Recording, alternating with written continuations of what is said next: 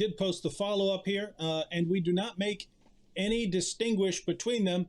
Prophet Muhammad, peace be upon, respected all human being.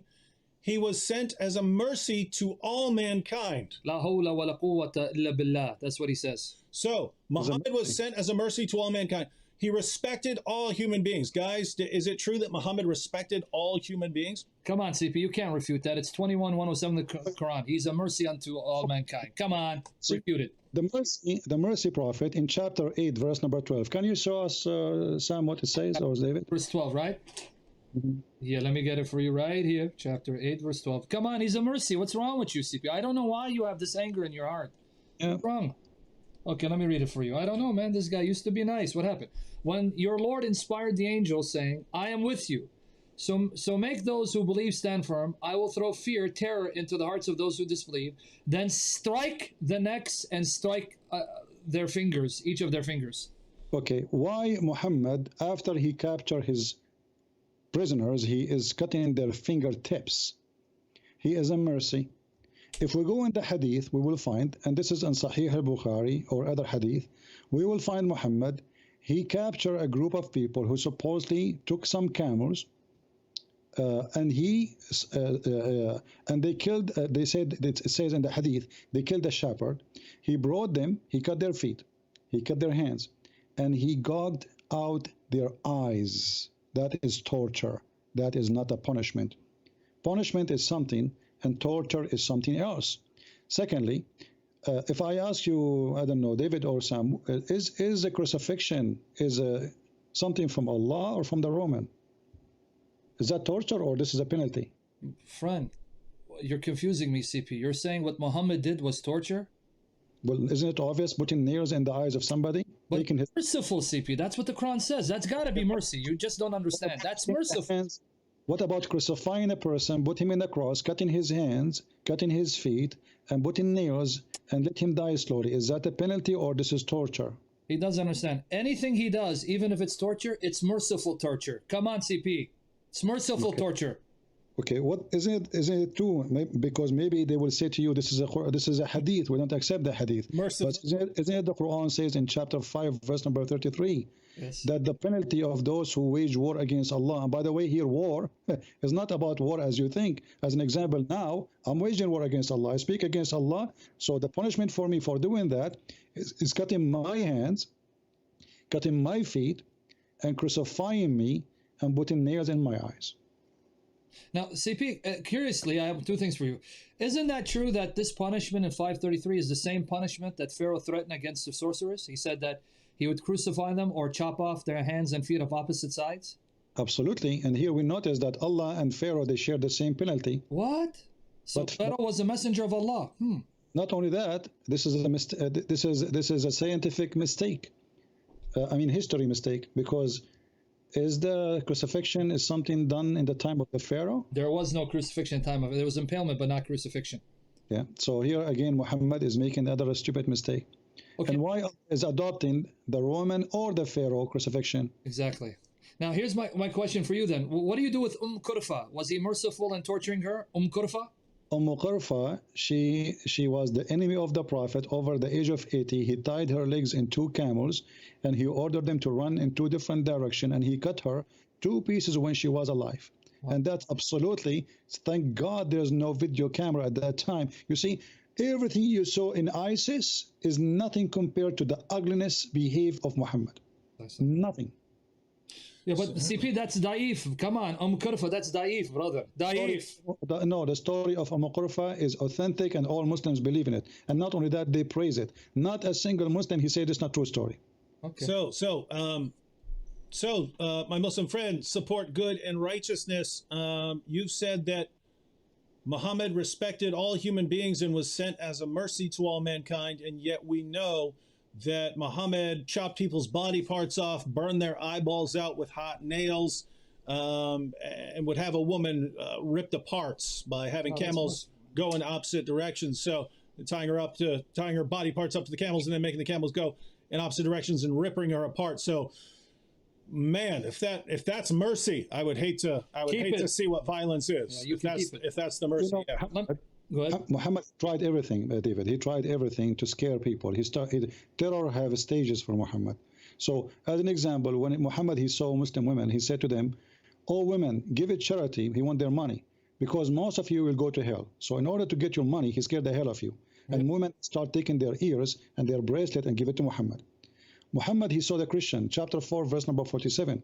He said to them, "Convert to Islam before Allah He erase your faces and your eyebrows, and He make your nose go inside your head and make you flat." If Sam he can read it. Yep. And here, by the way, this is additional proof that Muhammad is a false prophet. Here we go. He threatened them, and that will be done to you now, not in the judgment day. The same as I did it to the Jews, I made them pigs and monkeys. So Muhammad he threatened the Christians. If you don't believe in me, Allah will do the following. Read it for us, Sam, please. Yes. Chapter 4, verse 47.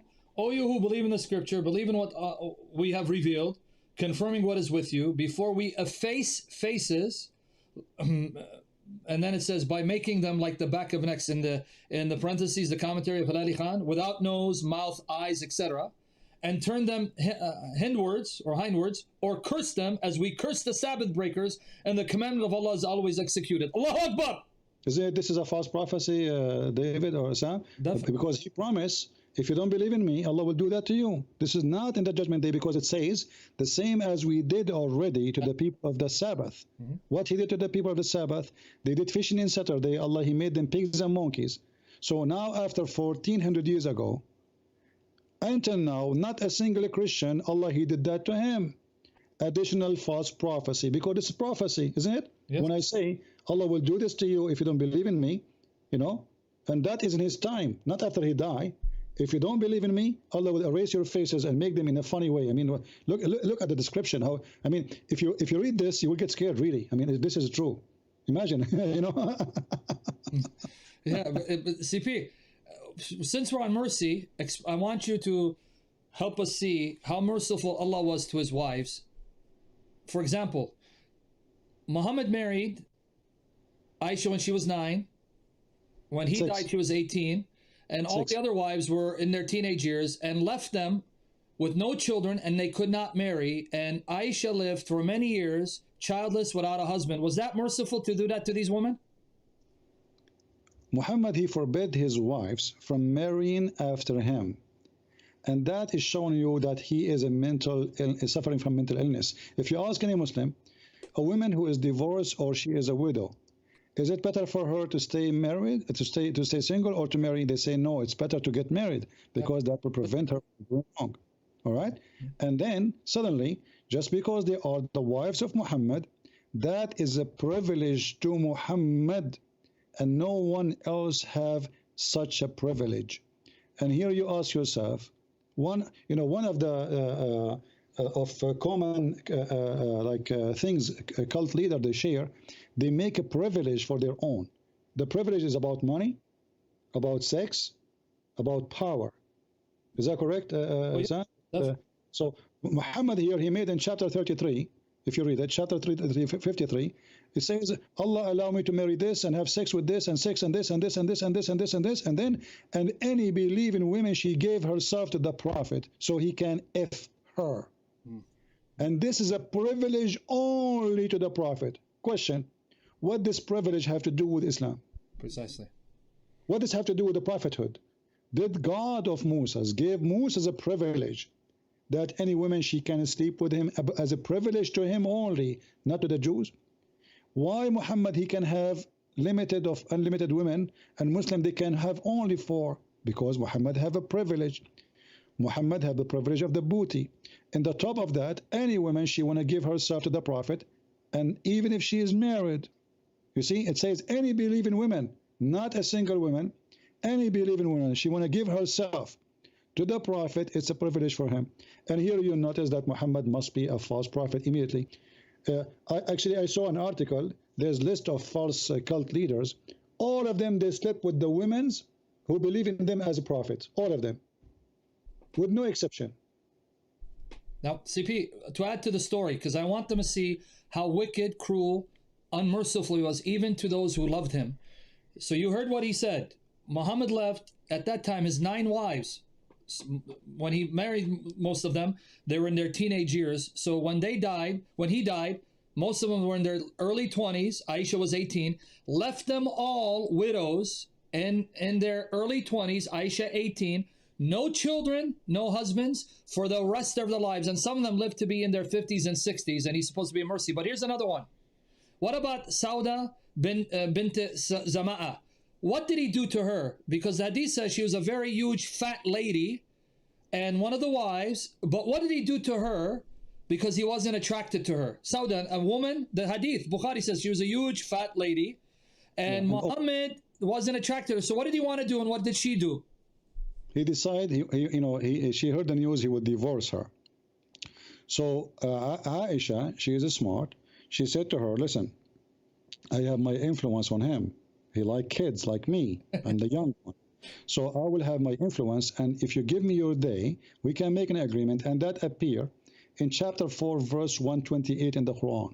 You will see there, it says, وَإِنْ إِمْرَأَ خَافَتْ مِنْ بَعْلِهَا نُشُوزًا أو إعراضا فلا جناح عليهم.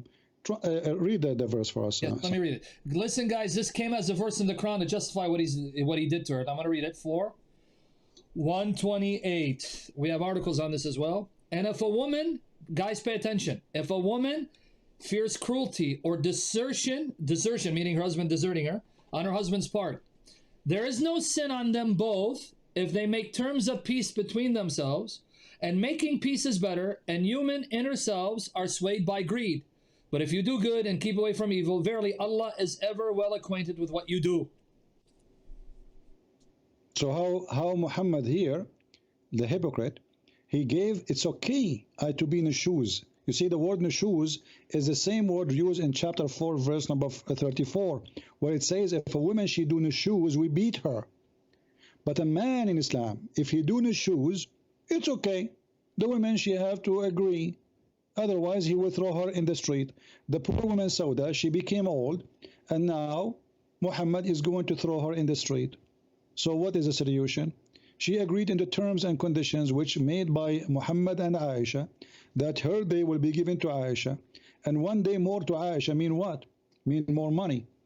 If you remember, there's a hadith, Sam and David, speaking about that Aisha and the other wives, they were fighting over the gifts, that all the gifts goes to the house of Aisha. Yep. And this is why Aisha is entrusted to take the day of Sauda, because that will be extra day where more money come. Yeah. You know, it's not about she is in love with Muhammad, she want the money, the gifts. CP, don't forget, that means extra inspiration because Muhammad will have another day to be in the dress of Aisha, right? Absolutely. Aisha, she received Muhammad, he said, and here another prophecy of Muhammad. Muhammad, he said, لا تؤذني في عائشة فإن الوحي لم يأتني في ثوب غير إلا ثوب عائشة. Translation, don't hurt me in Aisha, for inspiration of Allah or revelation never come to me except in the clothes of a woman, except in any clothes of a woman except the clothes of Aisha. So here, the Muslim, in order to cover that, some of them, they say this is not about the clothing, this is about house. But guess what, Sam? If this is true about house, that means all the prophecy he received while he was in the house of Khadija was false, right? Exactly. If they make it as a house, that's mean Muhammad, before he married Aisha, he was a false prophet, because he just said, I never received any revelation except in any woman clothing except the clothes of Aisha. So if the word clothing here mean house, that means Muhammad, he received zero prophecy or revelation during the time before he married to Aisha, and that destroyed Muhammad. If it's mean women clothing, which is what it's meant, that means Muhammad is a cross-dresser. Nice to meet you.